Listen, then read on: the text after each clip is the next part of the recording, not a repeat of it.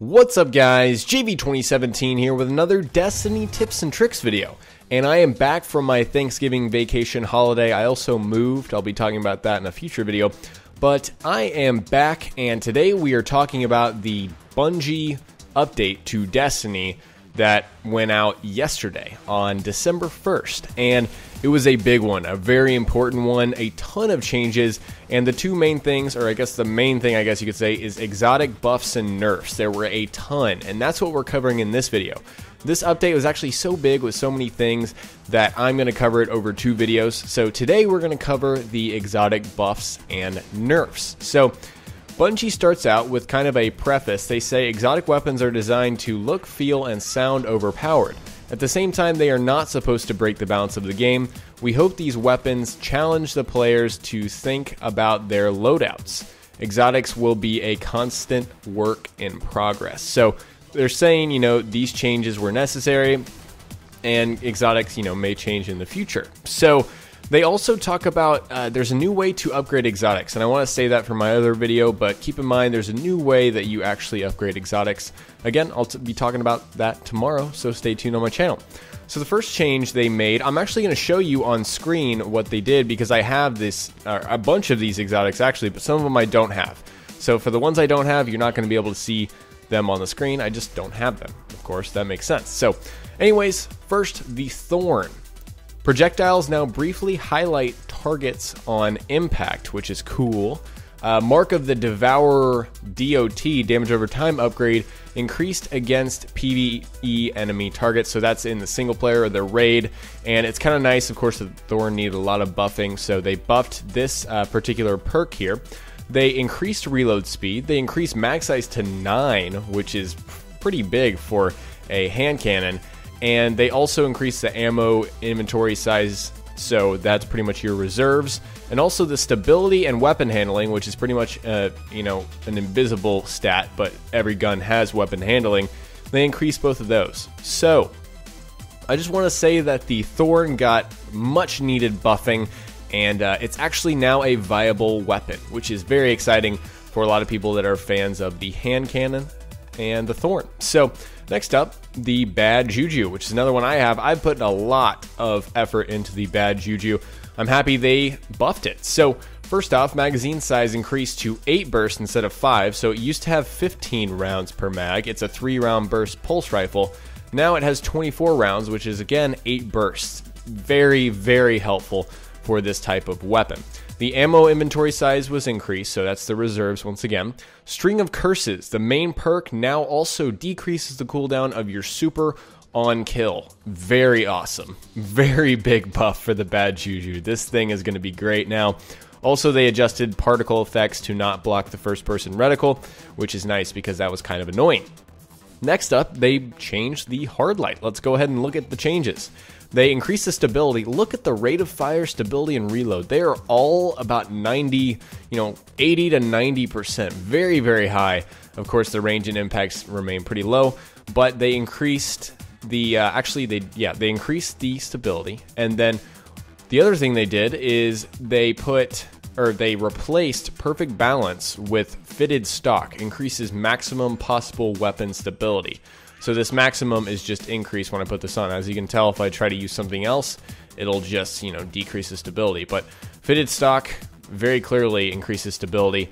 And wow, guys, this hard light is even better than it was before. Next up, Suros Regime. They lowered the total damage at the end of the mag using this perk here. Suros Regime, the bottom half of each magazine deals bonus damage and has a chance to return health. So they reduced that bonus damage you got from that perk. And that's the only change they made with the Suros. I guess that'll buff it, nerf it a little bit for multiplayer, but it's still a very, very strong weapon in PvP. Next up, we're getting into some weapons I don't have, so just go ahead and enjoy this gameplay on the screen right now. The Monte Carlo, stability increased, range slightly decreased. Monte Carlo method upgrade now has a chance to fully charge melee ability on kill, so that's a buff. Monte Carlo is a PS4 only weapon, keep that in mind. The Mida multi-tool, Mida rounds now have increased knockback against targets in both PvE and PvP, so that's a little bit of a buff for the Mida. The Hawk Moon, another PlayStation-only weapon, the Send It upgrade, which was redundant, was replaced by the Speed Reload upgrade. So they made that little change there. The Red Death, I believe that's a pulse rifle. The rate of fire increased slightly, but the burst damage was reduced to compensate, so that's a little bit of balancing there. The Plan C fusion rifle, the weapon handling speed was increased for that weapon, and player speed was increased while the Plan C was in hand. So that is, just some speed increases for the Plan C overall. So the Pocket Infinity, this change is kind of unique. Speed Reload upgrade replaced by Extended Clip, which allows the option to increase mag size to 5 bursts. So they nerfed the Pocket Infinity and then they buffed it again. So, Bungie hasn't really, made up their mind with the Pocket Infinity, which is interesting. And we have this change now. So the Vex Mythoclast attack power is increased to 323, which is higher than any weapon that's in the game right now. It won't be when the Dark Below comes out, so increased from 300. The base damage was increased, fixing a bug they introduced in the previous patch, and they also have the enhanced battery upgrade by Extended Mag. I'm not sure what that means, that might be a typo. This change still allows for a significant upgrade to magazine size, but less than before. That's the actual outcome of that. So back to my screen here, I actually have the invective, so let's hop in and see what changes they made.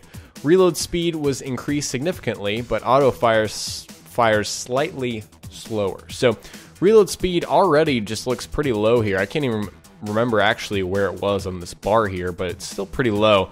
And then the change to the full auto, you guys know what's going on there, just fires a little bit slower. Next up is the Icebreaker. I also have that weapon. The Send It upgrade was replaced by Lightweight, which was redundant because the Icebreaker already has maximum range, as you can very clearly tell.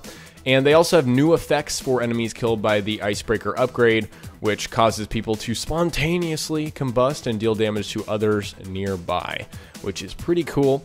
Next up, we got the Patience and Time, sniper rifle here. The Snapshot upgrade was replaced by Custom Optics, which provides a lower zoom option, precision glass for lower zoom, wider view in case you want to get, have this weapon useful for more close-up situations.